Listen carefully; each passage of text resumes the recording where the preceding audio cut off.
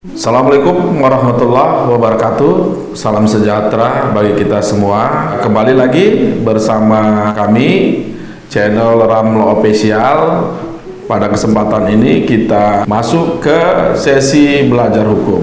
Saat ini sesi belajar hukum kita mencoba menganalisa pertanyaan terbanyak dari sahabat Ram dimanapun berada yang bertanya melalui WA, Instagram, dan email bertanya tentang materi pencurian.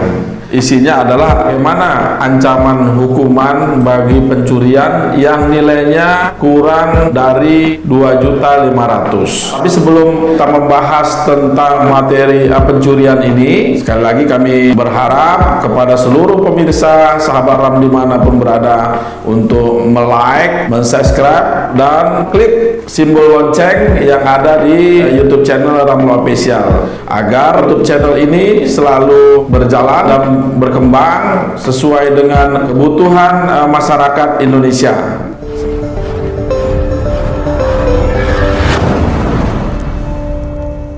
Baik, kita masuk ke penjelasan, jawaban, dan analisa hukum terhadap pertanyaan sahabat Ram terkait dengan bagaimana konsekuensi dan ancaman ketentuan tentang pencurian di bawah nilainya 2.500.000. Apakah ini masuk kategori pencurian atau bagaimana? Misalnya seseorang mengambil barang orang lain, misalnya ayam tetangga atau tanaman tetangga yang dinilai kurang dari 2.500.000. Apakah ini masuk kategori pencurian atau tidak? Oleh karena itu jawabannya tetap kita kembali kepada dasar hukum. Dasar hukum kita terhadap peristiwa pidana adalah Kitab Undang-Undang Hukum Pidana. Kitab Undang-Undang Hukum Pidana mengatur tentang pencurian ini. Terkait dengan pencurian ada dua pasal yang mengatur tentang pencurian. Pertama, pencurian yang nilainya ringan, dan pencurian yang dikategorikan nilainya berat. Untuk pencurian nilainya kategori berat itu bisa dilihat di dalam pasal 362 Kitab Undang-Undang Hukum Pidana yang menjelaskan sebagai berikut. Barang siapa mengambil suatu barang yang seluruhnya atau sebagian kepunyaan orang lain dengan maksud untuk memiliki secara melawan hukum diancam karena pencurian dengan pidana penjara paling lama 5 tahun atau denda sebanyak 900. Dalam pasal ini unsur-unsurnya sepanjang dia mengambil barang orang lain itu masuk kategori pencurian.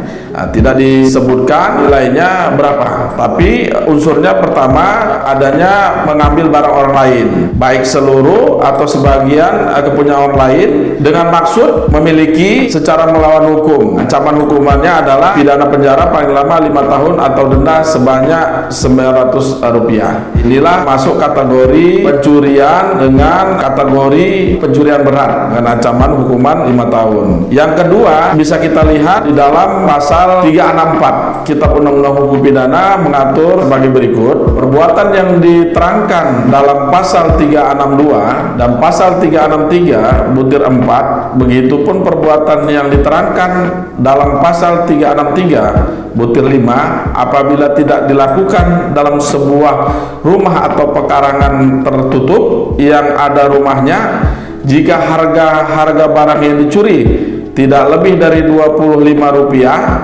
diancam karena pencurian ringan dengan pidana penjara paling lama 3 bulan atau pidana denda paling banyak Rp250.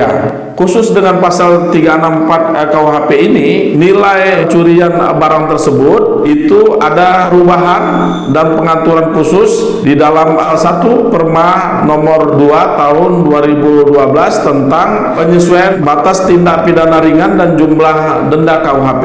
Di dalam pasal 1 Perma ini menyebutkan kata-kata Rp250 dalam pasal 364, 373, 379, 384, 407 dan pasal 482 KUHP dibaca menjadi Rp2.500.000. Artinya pasal 364 yang menjelaskan tentang harga barang yang dicuri tidak lebih dari Rp25 atau nilainya paling banyak Rp250 itu disesuaikan menjadi Rp2.500.000. Inilah pengaturan tentang nilai tindak pidana pencurian ringan. Selanjutnya dalam penjelasan konsideran poin B Perma nomor 2 tahun 2012 mengatur tentang bahwa apabila nilai uang yang di dalam KUHP tersebut disesuaikan dengan kondisi saat ini, maka penanganan perkara tindak pidana ringan seperti pencurian ringan, penipuan ringan, penggelapan ringan dan sejenisnya dapat ditangani secara proporsional, mengingat ancaman hukuman paling tinggi yang dapat dijatuhkan hanya 3 bulan penjara dan terhadap tersangka atau terdakwa tidak dapat dikenakan penahanan,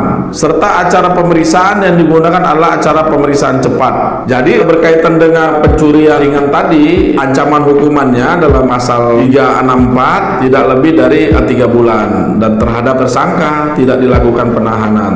Dan berkaitan dengan proses persidangan dilakukan dengan proses peradilan cepat. Itulah kira-kira aturan yang berkaitan dengan pencurian. Ada pencurian dengan nilai yang berat dan pencurian ringan. Dilihat dari nilai jumlah yang dicuri, tidak hanya sebatas nilai uang tapi dalam bentuk barang. Nilainya kurang dari Rp2.500.000 itu masuk kategori pencurian ringan. Kalau lebih dari Rp2.500.000 masuk kategori pencurian berat. Masing-masing ancaman hukumannya, kalau ringan diatur di dalam pasal 364 KUHP, sedangkan berat itu masuk kategori pasal 362 KUHP.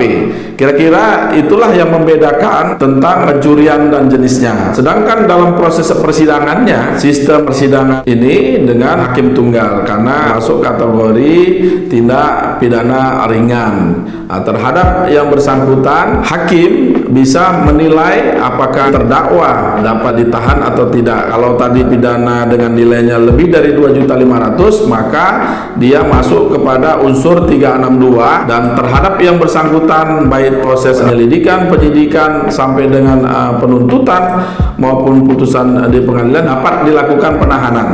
Sedangkan dengan nilai kerugian terhadap yang dicuri kurang dari Rp2.500.000, maka yang bersangkutan karena ancaman hukumannya tidak lebih dari 3 bulan, bersangkutan tidak dapat ditahan. Bagaimana dengan putusannya? Secara prakteknya yang bersangkutan nanti dikenakan ancaman hukuman percobaan. Sepanjang dia tidak melakukan tindak pidana lagi, maka yang bersangkutan tidak dilakukan penahanan. Kira-kira itu yang bisa kita jelaskan, kita jawab, kita terangkan terkait dengan pertanyaan sahabat RAM berkaitan dengan bagaimana klasifikasi nilai dalam pencurian. Apakah nilai bawah Rp2.500.000 masuk kategori pencurian atau tidak? Itulah yang dapat kita sampaikan. Artinya seberapa dalam proses pencurian tidak dilihat dari nilainya. Sepanjang dia mengambil barang orang lain dengan cara melawan hukum, itu masuk kategori pencurian. Nantinya berat ringannya itu adalah proses ancaman hukumannya.